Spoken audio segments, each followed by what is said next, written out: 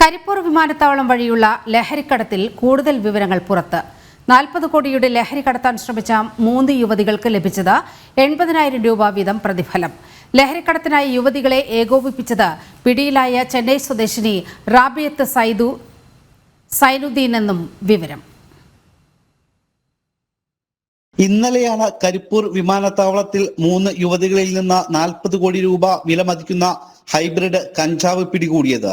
2 തമിഴ്നാട് സ്വദേശിനികളും ഒരു മലയാളിയുമാണ് അറസ്റ്റിലായത്. 34 kilo hybrid കഞ്ചാവാണ് ഇവരിൽ നിന്ന് പിടിച്ചെടുത്തത്. ഈ കേസിൽ കൂടുതൽ വിവരങ്ങളാണ് ഇപ്പോൾ പുറത്തു വരുന്നത്. വിദേശത്തു നിന്നും കഞ്ചാവ് കേരളത്തിൽ എത്തിക്കാൻ 80,000 രൂപയാണ് യുവതികൾക്ക് പ്രതിഫലമായി ലഭിച്ചിരുന്നത്. ലഹരിക്കടത്തിനായി ചെന്നൈ സ്വദേശിനി റാബിയത്ത് സൈദുവാണ് യുവതികളെ ഏകോപിപ്പിച്ചത്. തൃശൂരിൽ നിന്നുള്ള സിമി ബാലകൃഷ്ണൻ ഈ മാസം 5-നാണ് ജോലി ചെയ്യുന്ന സ്ഥാപനത്തിൽ നിന്ന് ലീവ് എടുത്ത തായ്ലൻഡിലേക്ക് പോയത്.